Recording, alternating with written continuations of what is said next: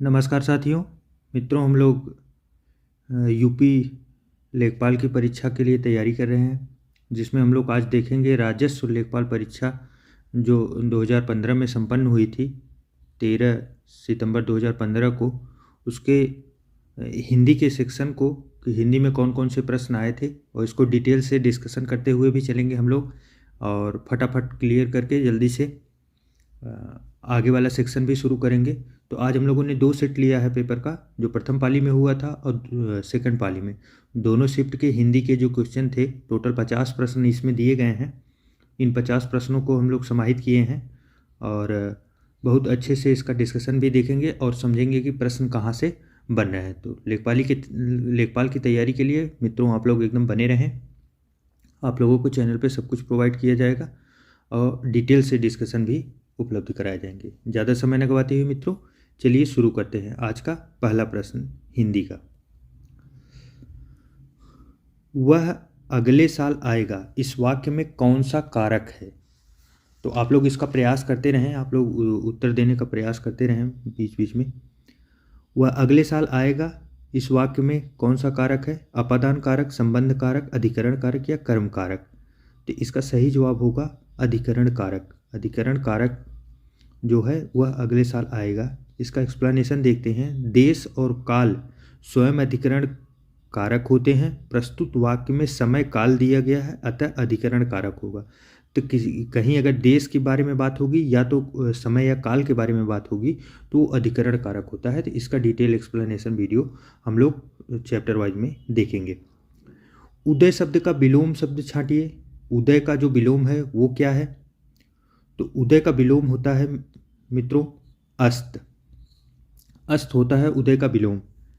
लाल, लाल रंग होता है, आप लोग जानते ही होंगे। भासित, भासित क्या है? भासित का अर्थ होता है प्रकाशित। और अस्त, अस्त आप लोग जानते ही हैं, अस्त हो गया। और बलिष्ठ, जो बलवान हो उसे बलिष्ठ कहते हैं।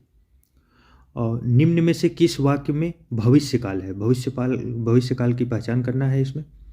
मैं आपकी प्रतीक्षा करूंगा, मैंने एक पेड़ काट लिया, मैं पुस्तक पढ़ने वाला था, मैं आपका आभारी हूँ। तो इसमें हमको बताना है भविष्य काल किसमें है। तो भविष्य मैं आपकी प्रतीक्षा करूँगा। सही जवाब होगा ऑप्शन नंबर ए। मैंने एक पेड़ काट लिया, मैं पुस्तक पढ़ने वाला था, मैं आभारी हूँ। ये सभी वर्तमान काल या तो भूतकाल ही लग रहे हैं, जिसमें से बी और सी जो है हमारा वो भूतकाल का है। और मैं आपका आभारी हूँ, ये देख रहे हैं, ये वर्तमान काल का है कि प्रेजेंट टाइम में ये इसको बताया जा रहा है। आइए नेक्स्ट देखते हैं। चौथा है, काफ़ी अच्छा है, लोकोक्तियाँ मुहावरे से लिया गया है। चौथा और पांचवा प्रश्न। ऊँट के मुंह में जीरा, ये कहावत बहुत पुरानी है। तो बहुत अधिक खाने वाले को बहुत कम देना, जानवर को दवाई देना, बड़े प्राणी को सांत्वना देना, बहुत बड़े प्राणी का भोजन बनना। तो इसका सही जवाब होगा ऑप्शन नंबर ए, बहुत अधिक खाने वाले को कम देना। ये कहा जाता है क्योंकि ऊँट के मुंह में जीरा, बड़ा सा ऊँट होता है, उसके मुंह में अगर आप जीरा डालेंगे तो बहुत कम मात्रा हुई। उसके बाद फिर नेक्स्ट आइए देखते हैं। जूते चाटना, जूते चाटना इसका क्या होगा?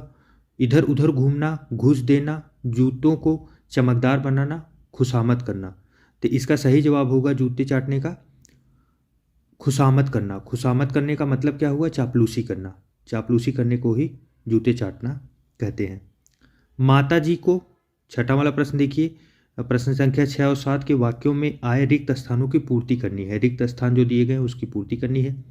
माता जी को आशीर्वाद होगा कि शुभाकांक्षा होगा, प्रणाम होगा कि स्नेह होगा? तो इसका सही जवाब होगा प्रणाम।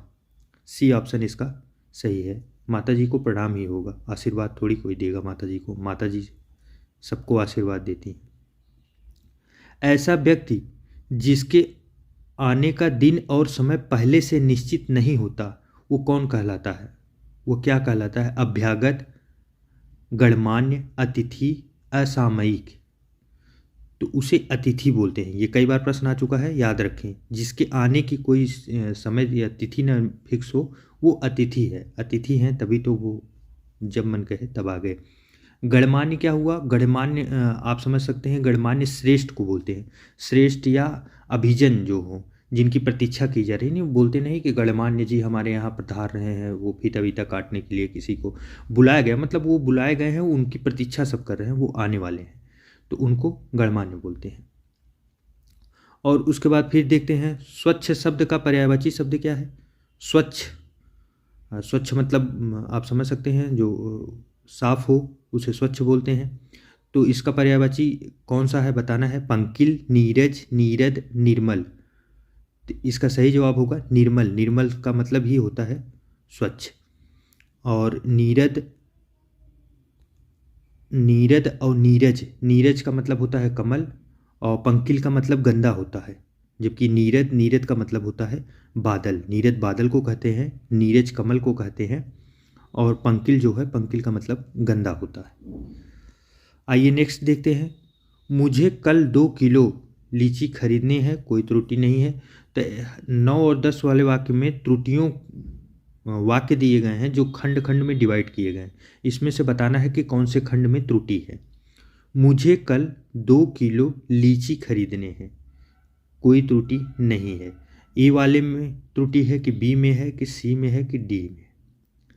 अब इसको सही से आप पढ़ेंगे तो मुझे कल 2 किलो लीची खरीदने हैं, तो इसमें सही जवाब होगा, वो होगा ऑप्शन नंबर सी। सी में त्रुटि है। अब आप लोग उसको सोच के बताइए कि सी में त्रुटि कौन सी है।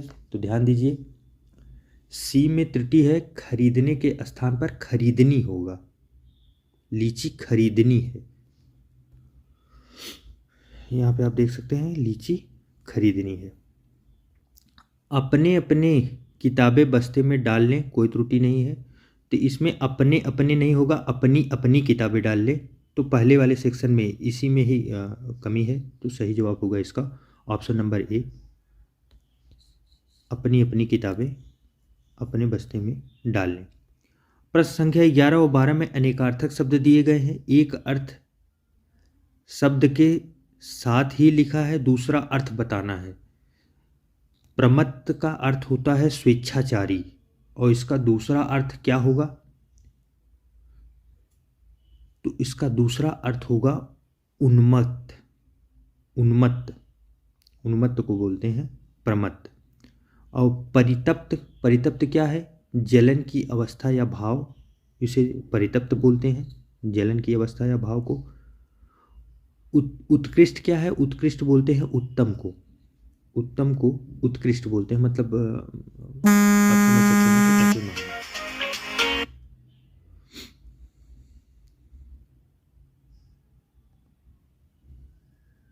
उत्कृष्ट उत्तम को बोलते हैं। नेक्स्ट में क्या है, कनक, धतूरा, प्रसाद, कसौटी, आभूषण, सोना। कनक का एक धतूरा होता है, वो पोटी पोयम नहीं थी, जो श्लोक था, कनक कनकते माँ दकती अधिकाय, यही खाए बौराय जग में यही पाए बौराय। मैं पूरी तरह बोल नहीं पा रहा हूँ। तो उसमें एक कनक का मतलब धतूरा होता है, दूसरे कनक का मतलब होता है स्वर्ण, सोना। तो इसका सही जवाब होगा ऑप्शन नंबर डी, सोना होता है। उसके बाद फिर आगे चलते हैं। यहाँ से संधि विच्छेद के प्रश्न आए हैं।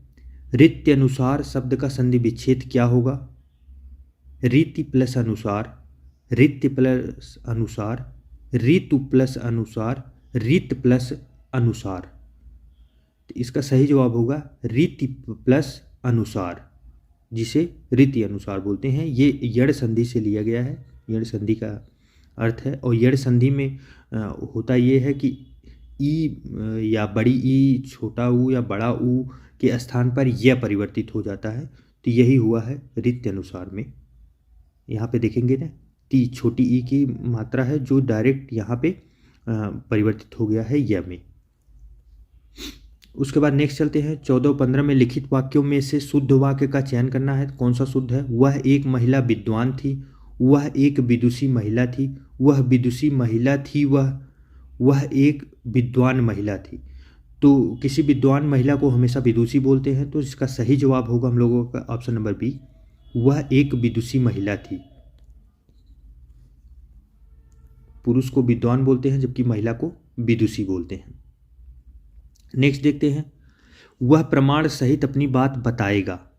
वह सप्रमाण के साथ अपनी बात बताएगा, वह प्रमाण के सहित अपनी बात बताएगा, वह प्रमाण सहित अपनी बात बताएगा। तो इसमें से सही जवाब हम लोगों का जो होगा वो होगा ऑप्शन नंबर ए, वह प्रमाण सहित अपनी बात बताएगा। प्रस्तुत वाक्य में सप्रमाण के साथ नहीं हो सकता है, प्रमाण के सहित भी ठीक नहीं है। इस प्रकार सप्रमाण प्रयुक्त होने पर सहित शब्द नहीं प्रयुक्त होगा, अतः विकल्प ए सही है। तो आप देख रहे हैं वह प्रमाण सहित अपनी बात बताएगा, यही सही है। सप्रमाण या प्रमाण सहित तो बात तो वही हुई, जब प्रमाण लग गया तो सहित लगाने की कोई ज़रूरत नहीं है। 16 और 17 में लिखित वाक्यों के लिए एक शब्द चुनना है। तो अनेकार्थिक शब्द दिया गया है, अनेक शब्दों के लिए एक शब्द ये बताना है। किसी की सहायता करने वाला, जो किसी की सहायता करता है उसे क्या बोलते हैं? सहायक, सहृदय, सहचर और सहकार। तो जो किसी की सहायता करेगा उसे सहायक बोलते हैं। जो हृदयवान हो वह सहृदय बोला जाता है। सहृदय किसे बोलते हैं? जो हृदयवान हो। और सहचर किसे बोलते हैं? जो साथ चलने वाला हो। और सहकार बोलते हैं साथ साथ कार्य करने वाले को सहकार बोलते हैं। नेक्स्ट देखते हैं, भला चाहने वाला, जो भला चाहता है उसे क्या बोलते हैं? निस्वार्थ, पुण्यात्मा, हितैषी, सहायक। हितैषी, जो आपका भला चाहेगा वो आपका हितैषी होगा। और पुण्यात्मा, जिसकी आत्मा पुण्य हो उसे पुण्यात्मा बोलते हैं। निस्वार्थ, जो बिना स्वार्थ के कार्य करे। सहायक, जो हम लोगों का सहायता करता हो। नेक्स्ट है 18 नंबर, अखिया हरि दर्शन की भूखी, कैसे रहे रूप रस राची, ए बतिया सुनि रूखी। उपयुक्त पंक्ति में कौन सा रस है? रस बताना है कि इसमें कौन सा रस है। चूंकि ये सूरदास के सुर सागर से लिया गया है तो आप उसको देख रहे हैं कि मतलब ये वियोग श्रृंगार रस है, मतलब किसी के चीज में आस लगाई गई है। तो इसका सही जवाब होगा वियोग श्रृंगार रस, ऑप्शन नंबर बी। गोपियों के विरह का वर्णन किया गया है, किस प्रकार गोपियां विरह कर रही। विद्वान शब्द का स्त्रीलिंग क्या होगा? अभी हम लोगों ने ऊपर देखा, सेम क्वेश्चन सेम ही पाली में 2 बार आ चुका है। विद्वान का विदुषी होता है स्त्रीलिंग। उसके बाद नेक्स्ट देखते हैं, निम्नलिखित शब्दों में से तद्भव शब्द का चयन कीजिए। तद्भव कौन कौन से हैं इसमें? प्यास कौन सा है? बाकी सब तो तत्सम होंगे। प्रांगण, उद्वेग, आश्रम। तो इसमें जो तद्भव शब्द है वो प्यास है। पिपासा जो होता है, पिपासा का ही तत्सम शब्द है प्यास। इसका मतलब तत्सम शब्द है पिपासा और तद्भव जो है प्यास है। और प्रांगण जो है आंगन को बोलते हैं। प्रांगण तत्सम शब्द है। आंगन जो है उसका टूटा हुआ शब्द तद्भव शब्द ऐसे शब्द जो एकदम मतलब हम लोगों के लैंग्वेज में या तो सीधे नहीं आए हैं, हिंदी के शब्द हैं। और जो तत्सम शब्द होते हैं वो संस्कृत के सीधे शब्द होते हैं। आश्रम मतलब होता है कुटी या मठ। और उद्वेग तो तेज को बोलते हैं कि तेजी से किए गए कार्य को उद्वेग बोलते हैं। काली घटा का घमंड घटा, उपयुक्त पंक्ति में कौन सा अलंकार है? अलंकार इसमें बताना है। काली घटा का घमंड घटा, तो इसमें यमक अलंकार है। काली घटा का घमंड घटा, इसमें यमक अलंकार है। जब वाक्य में एक शब्द का 2 बार प्रयोग हो, 2 बार प्रयोग जब कहीं हो रहा है शब्द का, तब दोनों के अर्थ भिन्न भिन्न हो, वहां पर यमक अलंकार होता है। प्रयुक्त पद्यांश में घटा शब्द 2 बार आया है। प्रथम घटा का तात्पर्य बादल है, जबकि दूसरा घटा का कम हो जाना हो, तो अर्थात यहाँ पे यमक अलंकार है। चाकू शब्द का बहुवचन क्या है? तो चाकू का बहुवचन चाकू ही होगा, ऑप्शन नंबर डी इसका सही है। क्योंकि आकारांत, इकारांत, उकारांत, उकारांत पुल्लिंग शब्दों का एक वचन और बहुवचन समरूप होते हैं। जैसे बालक बालक ही होगा, आदमी का आदमी ही होगा, कवि कवि और साधु का साधु, चाकू का चाकू, और से मोती का मोती ही होगा। त्रिवेणी शब्द में कौन सा समास है? समास बताना है हम लोगों को। तो त्रिवेणी में आप देखिए, सबसे पहले तो त्रि लगा है। त्रि का मतलब होता है 3, और जहाँ जिस समास में पहले का अक्षर किसी संख्या का बोध कराए तो उसे हम द्विग समास बोलते हैं। तो सीधा इसमें सही जवाब होगा ऑप्शन नंबर सी, द्विग समास संख्यावाचक है। उसके बाद फिर नीचे चलते हैं, निम्नलिखित विकल्पों में से तत्सम शब्द का चयन कीजिए। तत्सम इसमें से कौन है? बाकी सब तो तद्भव हैं, एक तत्सम है। तो इसमें आप देखिए, देख के बता सकते हैं, तीखा, अटारी, निकृष्ट, गहरा। तो सही जवाब होगा ऑप्शन नंबर सी। काफ़ी इंपॉर्टेंट प्रश्न है। इसको समझने के लिए आप छोटा सा ट्रिक याद रखिए, ये खटकोड़ वाला स नहीं होता, ये मैक्सिमम आपको देखने को मिलेंगे तत्सम शब्द में, क्योंकि संस्कृत में ज़्यादा यूज होते हैं, हिंदी में ये बहुत रेयर में यूज होते हैं। तो 99% आपका सही आंसर होगा। जब भी आप देखें खटकोड़ वाला सा कहीं लगा है तो उसको एकदम दिल खोल के लगाइए। और इसमें तो डबल लगा है, नीचे का र देख रहे हैं, क्री वाला। तो ये भी जो है एक सीधा सिंपल है कि ये तत्सम का शब्द ही होगा निकृष्ट। निकृष्ट जिसका अर्थ होता है नीच। तीखा का तिक्त होता है, तीखा जिसे तिक्त बोलते हैं, तीक्ष्ण या तो बोलते हैं। अटारी, अटारी जो है वो अट्टालिका को बोलते हैं, इसका तत्सम शब्द जो है अट्टालिका है। और गहरा जो है, गहरा का तत्सम जो है वो गंभीर होता है। तो इस प्रकार में तो हमने 24 प्रश्न खत्म किए। 25वां क्या है? निम्नलिखित वाक्य में मोटे मोटे छपे शब्द की शुद्ध वर्तनी कौन सी है? तो अत्यधिक व्यस्तता से जीवन में नीरसता आ जाती है। तो इसमें हम लोगों को बताना है कि शुद्ध वर्तनी इसमें कौन सी है। तो अत्यधिक न हो के अत्यधिक होगा। अत्यधिक इसमें चूंकि दिया गया है तो आप पे या पे बड़ी की मात्रा लगाई गई है, ये न लगेगा, अत्यधिक होगा। तो ये रहे पहले पाली के जो 25 प्रश्न रहे। अब आइए नेक्स्ट देखते हैं सेकंड पाली के। राजस्व लेखपाल परीक्षा द्वितीय पाली, सेम डेट था, 13/9/2015 को ही हुआ था। जो द्वितीय पाली में परीक्षा हुई थी उसमें कौन कौन से प्रश्न आए थे उसको देखते हैं। प्रश्न संख्या 1 और 2 के वाक्यों में से कुछ में त्रुटियां हैं। त्रुटि वाले प्रश्न के जिस भाग में त्रुटि हो उसके अनुरूप अक्षर ABCD वाले गोले को काला करें। यदि वाक्य में कोई त्रुटि नहीं है तो D वाले गोले को काला करें। तो त्रुटि वाला सबसे पहले हम लोगों को पकड़ना है। मुझे रेलगाड़ी में यात्रा करना अच्छी लगती है, कोई त्रुटि नहीं है। अच्छी लगती है की जगह होगा अच्छा लगता है, अच्छा लगता है होगा, अच्छी नहीं लगती है। तो इसलिए इसका सही जवाब होगा ऑप्शन नंबर सी। विद्यालय में जलपान को उत्तम प्रबंध है, कोई त्रुटि नहीं है। ऐसे प्रश्नों को आप पढ़ेंगे तो वो आपको ऊट पटांग लगेगा, जहां ऊट पटांग लगता है वही ऑप्शन आप पकड़ लीजिए, एकदम अच्छे से समझ में आ जाएगा।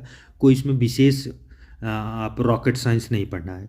विद्यालय में जलपान को उत्तम, जलपान को उत्तम व्यवस्था कौन सी होगी? जलपान का उत्तम व्यवस्था होगी, तो को उत्तम व्यवस्था करना कोई बहुत उचित नहीं। यहाँ पे सीधा गलत है, को की जगह यहाँ पे का रहेगा, तो बीच वाले में है। तो जलपान को ऑप्शन नंबर बी में है, तो बी वाले में त्रुटि है। निम्नलिखित में से कौन सा शब्द तत्सम है? तत्सम फिर हम लोगों को देखना है। अग्र, आग, आज और आँख, हमको बताना है तीनों में से तत्सम कौन सा है। तो तत्सम अग्र, आधा शब्द जिसमें आते हैं, और ख़ास करके ये हलंत वाले या तो ऐसे वाले, तो ये वैसे भी देखने में लगते हैं कि ये संस्कृत के ही शब्द होंगे। तो इसका सही जवाब होगा ऑप्शन नंबर ए। अग्र शब्द तत्सम है, इसका तद्भव आगे होता है, आगे जो है इसका तद्भव है। ऐसे सभी तद्भव शब्द हैं। आग का अग्नि, आग का अग्नि बोलते हैं, पता ही होगा। आज का आद्य बोलते हैं, और आँख को अच्छी बोलते हैं तत्सम में, याद रखें। उसके बाद नेक्स्ट चलते हैं प्रश्न 4 और 5 में लिखित वाक्यों के लिए एक शब्द चुनिए। कंजूसी से धन व्यय करने वाला, जो कंजूसी से धन व्यय करता है उसे क्या बोलते हैं? मितव्ययी, अल्पव्ययी, कृपण, मृषण। तो उसे कृपण बोलते हैं। कंजूसी से जो धन व्यय करे उसे मृषण बोलते हैं। मितव्ययी जो कम खर्च करता हो, जो पैसे कम खर्च करता हो उसे मितव्ययी बोलते हैं। और मृषण का मतलब चमकीला होता है, इसका तो कोई मतलब ही नहीं है इस यहाँ पे फिट करने का। अल्पव्ययी इसका भी मतलब कम खर्च करने वाला, अल्प मतलब कम होता है, व्यय मतलब व्यय करने वाला। पर्वत की तलहटी, पर्वत की तलहटी को क्या कहते हैं एक शब्द में? तो उसको उपत्यका बोलते हैं, उपत्यका, उपत्यका बोलते हैं पर्वत की तलहटी को। ऑप्शन नंबर बी सही है। और जबकि पर्वत के ऊपरी भाग को अधिपत्यका कहा जाता है। अंबर पनघट में डूबो रही तारा घट ऊषा नगरी में कौन सा अलंकार है? तो इसमें अलंकार पूछा गया है। तो जो ये प्रस्तुत पद्यांश है इसमें किसी के रूप का वर्णन किया जा रहा है। आप देख रहे हैं, अंबर पनघट में डूबी रही तारा घट उषा नगरी में। तो जब किसी के रूप का किया जाएगा तो ये रूपक अलंकार हो जाएगा। और रूपक अलंकार प्रस्तुत गद्यांश में रूपक अलंकार है क्योंकि इसमें अंबर, तारा और उषा जो उपमेय है, पर क्रमशः पनघट, घट और नगरी जो उपमान है का आरोप हुआ है। वाचक पद नहीं आते हैं और उपमेय, प्रस्तुत तथा उपमान दोनों का एक साथ साथ वर्णन हुआ है, तो इसमें रूपक अलंकार होगा। देशांतर में कौन सा समास है? तो इसमें समास पूछ लिया गया। देशांतर में द्विगु है, द्वंद्व है, कर्मधारय है, बहुब्रीहि है। तो इसमें कर्मधारय समास होगा। देशांतर में कर्मधारय समास होगा। ऑप्शन नंबर सी सही है। 8वां, निम्नलिखित में से कौन सा तद्भव शब्द है? अमीय, इष्टिका, उलूक, कुपुत्र। तो इसमें अमीय जो है ये तद्भव शब्द है। अमीय का तत्सम शब्द होता है अमृत। अमृत संस्कृत शब्द है, तत्सम शब्द जिससे बना है अमीय। इष्टिका ईंट को बोलते हैं, और जो कुपुत्र है, कपूत, इसका जो तद्भव शब्द होगा कपूत होगा। बोलते नहीं गांव में, कपूत है मेरा पूत, कपूत निकल गया। उल्लूक जो है, उल्लू को बोलते हैं। उल्लू का ये इसका तद्भव रूप जो है उल्लू है। उसके बाद फिर देखते हैं निर्धन में कौन सी संधि है? निर्धन व्यंजन संधि है, विसर्ग संधि है, अयादि संधि है या यड़ संधि है? तो निर्धन में विसर्ग संधि है। अब विसर्ग संधि किस में होते हैं? आप देखेंगे निह प्लस धन बराबर निर्धन होता है। तो निह पे जो बगल में दो बिंदी लगी है, विसर्ग लगा है, उसका लोप हो जाएगा, सीधा निर्धन बन जाएगा। तो इसलिए इसे सीधा बोलेंगे, विसर्ग संधि इसमें है। आगे देखते हैं, ठठेरा शब्द का लिंग परिवर्तित कीजिए। ठठेरा का लिंग परिवर्तित करने पे क्या होगा? ठठेरी, ठठारी, ठठेरिन, ठठेरिनी। तो चूंकि इसमें मात्राओं का भी विशेष ध्यान दें, तो इसका सही जवाब होगा ऑप्शन नंबर सी, ठठेरिन।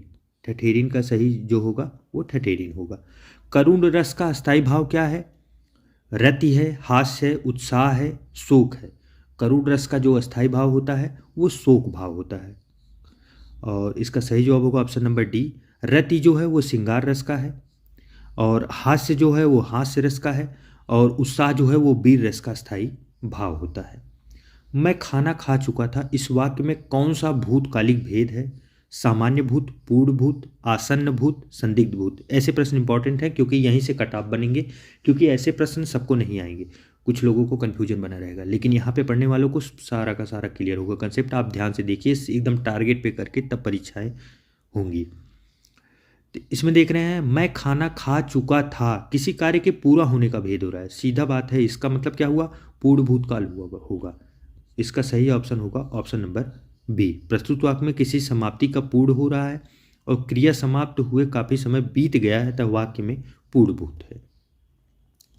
13 और 14 प्रश्न क्या है? लिखित वाक्यों में से एक सही वाक्य है जिसका चयन करके हमें बताना है। जीवन और साहित्य का अगाध संबंध है। जीवन और साहित्य का घनिष्ठ संबंध है। जीवन और साहित्य का निकट संबंध है। जीवन और साहित्य का घोर संबंध है। तो इसमें जो है वो सही जवाब होगा घनिष्ठ संबंध है, क्योंकि एकदम अच्छे से पढ़ने में यही लग रहा है, और इस वाक्य का एक मीनिंग भी निकल रहा है कि घनिष्ठ संबंध है। 14 क्या है? तुलसी और सुर अवधि और ब्रज भाषा के श्रेष्ठ कवि हैं। तुलसी अवधि के श्रेष्ठ कवि और ब्रज भाषा के श्रेष्ठ कवि हैं। सी है तुलसी अवधि के श्रेष्ठ कवि और ब्रज भाषा के सुर हैं। डी है तुलसी और सुर क्रमशः अवधि और ब्रज भाषा के श्रेष्ठ कवि हैं। तो इसका सही जवाब होगा ऑप्शन नंबर डी, तुलसी और सुर क्रमशः अवधि और ब्रज भाषा के श्रेष्ठ कवि हैं। ऐसा क्यों होगा? प्रस्तुत वाक्य में शुद्ध वाक्य, क्योंकि यहाँ दो कवियों की भाषा का वर्णन हो रहा है, इसलिए कवियों के नाम के बाद में क्रमशः जो है उसका प्रयोग करना, प्रयुक्त भाषा का प्रयोग किया जाएगा। तो मतलब क्रमशः का जो उपयोग किया गया है वो काफ़ी इम्पॉर्टेंट है। उसके बाद नेक्स्ट देखते हैं, राजा सेवक को कंबल देता है। वाक्य में रेखांकित पद कौन सा कारक का है? राजा सेवक को कंबल दे रहा है। मतलब राजा किसी कार्य को कर रहा है या उसे दान कर रहा है, तो इसका मतलब होगा संप्रदान कारक। संप्रदान कारक का यही डेफिनेशन होता है। ऑप्शन नंबर सी सही होगा। उसके बाद फिर नेक्स्ट देखते हैं, 16 और 17 वाक्यों में आए रिक्त स्थानों की पूर्ति करना है। देश रक्षा के लिए प्रत्येक नागरिक को संबद्ध, उद्यत, उद्धत, प्रबुद्ध रहना चाहिए। इसमें से क्या होगा? तो सही जवाब होगा 16 का। 16 में है देश रक्षा के लिए प्रत्येक नागरिक को उद्यत रहना चाहिए। सही जवाब होगा ऑप्शन नंबर बी, उद्यत रहना चाहिए। उद्यत का मीनिंग होता है तैयार रहना। उसका हृदय इतना कोमल है कि मित्र तो क्या वह अपने शत्रु को भी चोट नहीं पहुंचा सकता है। पढ़ने के बाद ही ये एकदम क्लियर हो जा रहा है कि इसमें विपक्ष, प्रतिरोधी, सहयोगी नहीं होगा, इसमें शत्रु होगा, जो कि इसका सही जवाब होगा ऑप्शन नंबर सी। अरविंद शब्द का पर्यायवाची शब्द बताइए। कमल, गुलाब, कल्प वृक्ष, केवड़ा। तो अरविंद, पंकज, अंबुज, इन सब कहाँ किसको बोलते हैं? तो ये सब बोलते हैं कमल को। कमल के बहुत से पर्यायवाची हैं। पंकज, नीरज, अंबुज, सरोज, अरविंद, ये सब कमल के पर्यायवाची हैं। तो सही जवाब होगा ऑप्शन नंबर ए। गुलाब आप लोगों को पता है, गुलाब किसे बोलते हैं। केवड़ा जो है वो कांटेदार फूल को केवड़ा बोलते हैं, एक कांटेदार फूल होता है। और कल्प वृक्ष एक ऐसा वृक्ष होता है जो इच्छा पूरी करने वाला वृक्ष होता है, उसे कल्प वृक्ष बोलते हैं। तो इसका सही जवाब होगा ऑप्शन नंबर ए, अरविंद का पर्यायवाची कमल। कमल के और भी जो पर्यायवाची हैं देख लीजिए, जलज, पंकज, नीरज, अंबुज, सरोज और अरविंद। निम्नलिखित अनेकार्थी शब्द का दूसरा अर्थ बताइए। अज, अजन्मा। अज दूसरा अर्थ बताना है, जिसका अज का एक अर्थ बताया गया है अजन्मा, तो इसका दूसरा अर्थ क्या होगा? तो जो जन्मा ही न हो। अज अजन्मा मतलब अजन्मा, जिसका जन्म ही न हुआ हो, तो इसका मतलब आजीवन, ईश्वर, आजन्म, निर्भीक, वो ईश्वर हैं, ईश्वर ही होंगे जिनका जन्म नहीं हुआ है। तो सही जवाब होगा ऑप्शन नंबर बी, अजन्मा। खूंटी शब्द का बहुवचन बताइए। खूंटियाँ, खूंटियों, खूंटियाँ, खूंटियों। तो इसका सही जवाब होगा खूंटियाँ, ऑप्शन नंबर ए, ये सही जवाब है। खूंटी का खूंटियाँ होता है। उसके बाद फिर 21 नंबर देखते हैं, निम्नलिखित में से कौन सा शब्द वर्तनी की दृष्टि से शुद्ध है? तो प्रतिनिधि लिखा गया है 4 तरीके से, आपको बताना है प्रतिनिधि, प्रतिनिधि, प्रतिनिधि और प्रतिनिधि। तो इसमें सही जवाब होगा ऑप्शन नंबर सी। काफ़ी इंपॉर्टेंट प्रश्न है, ऐसे प्रश्न आने के चांसेज हैं, याद रखें, ऐसे प्रश्नों को ज़्यादा ध्यान दें, क्योंकि यहाँ से थोड़े टफ बनते हैं, क्योंकि ये इसमें हम लोगों को मिस्टेक पकड़नी होती है। तो सही जवाब होगा इसका ऑप्शन नंबर सी, प्रतिनिधि। आप लोग देख लीजिए, ये दोनों मात्राएं, तीनों मात्राएं छोटी ही लगेंगी। अल्पज्ञ, अल्पज्ञ के क्या मतलब होता है? इसका तो ऑप्शन ही नहीं ढका। अल्पज्ञ का शुद्ध विलोम बहुज्ञ होता है। अल्पज्ञ का इसमें विलोम लिखना है, 22 और 23 में लिखे शब्दों का विलोम बताना है। अल्पज्ञ, अल्पज्ञ क्या होगा? सर्वज्ञ होता बहुज्ञ है, लेकिन बहुज्ञ जो है वो ऑप्शन में न उपलब्ध होने की वजह से सबसे अच्छा जो ऑप्शन बन रहा है वो सर्वज्ञ बन रहा है। कृतज्ञ का, कृतज्ञ बोलते किसे हैं? कृतज्ञ जो किए गए उपकार को मानता हो उसे कृतज्ञ बोलते हैं। इसका विपरीत होगा कृतघ्न। कृतघ्न आप लोग देखे होंगे, कृतघ्न, कृतघ्न होगा। और अभिज्ञ, अभिज्ञ का अनभिज्ञ होता है इसका विलोम। तो ये रहे इसके विलोम। 23 नंबर देखते हैं, कृश। कृश का विलोम क्या होगा? कृश का विलोम होता है, कृश का मतलब होता है, अर्थ होता है दुबला पतला, तो इसका विलोम होगा हष्ट पुष्ट। सही ऑप्शन है ऑप्शन नंबर डी। केश बालों को कहते हैं, और भव जो है ये बनाया गया शब्द है। विपट, विटप, विटप जो है एक पक्षी का पर्यायवाची है। उसके बाद फिर देखते हैं 24 और 25 में लिखित लोकोक्तियों मुहावरों के सही अर्थ चुनकर लिखिए। कौन से सही अर्थ हैं? काठ की हांडी बार बार नहीं चढ़ती, बुरे दिन हमेशा नहीं रहते, छल कपट का व्यवहार हमेशा नहीं चलता, लकड़ी का बर्तन अग्नि से जल सकता है, दुर्भाग्य की मार बार बार नहीं होती। इसका सही जवाब होगा ऑप्शन नंबर बी, छल कपट का व्यवहार हमेशा नहीं चल सकता। खिसियानी बिल्ली खंबा नोचे, काफ़ी इंपॉर्टेंट है और बहुत पुरानी कहावत है। कायरतापूर्ण व्यवहार करना, किसी बात पर शर्मिंदा होकर क्रोध करना, अपनी शर्म छिपाने के लिए व्यर्थ झुझलाना, अपने से बड़ों पर क्रोध करना। खिसियानी बिल्ली खंभा नोचे लोकोक्ति का सही जो अर्थ होगा वो है अपनी शर्म छिपाने के लिए व्यर्थ किसी और पे झुलाना, इसी को बोलते हैं खिसियानी बिल्ली खंभा नोचे। इस प्रकार मित्रों हम लोगों ने 2015 में 2 शिफ्ट में हुए जो लेखपाल की परीक्षाएं थी, दोनों में से 25-25 क्वेश्चन, टोटल 50 क्वेश्चन को देख लिया और इसके पैटर्न को समझने का प्रयास किया, इसमें क्या क्या कैसे कैसे पूछे जा रहे हैं। बहुत कठिन नहीं है, आप लोग निरंतर बने रहें। जल्द से जल्द हम लोग इसका आगे वाला भी पार्ट लेके आएंगे। उसके बाद फिर हम लोग एक लेके आएंगे जीएस का पार्ट, फिर और उसका ग्रामीण विकास का पार्ट। तो ऐसे ही सभी प्रश्नों को समाहित करके आप लोगों को प्रस्तुत किया जाएगा। चैनल को सब्सक्राइब कर लें और वीडियो के डिस्क्रिप्शन में टेलीग्राम का लिंक है, वहाँ पे जाके आप PDF भी प्राप्त कर सकते हैं। आप लोगों के प्यार और सहयोग के लिए बहुत बहुत धन्यवाद।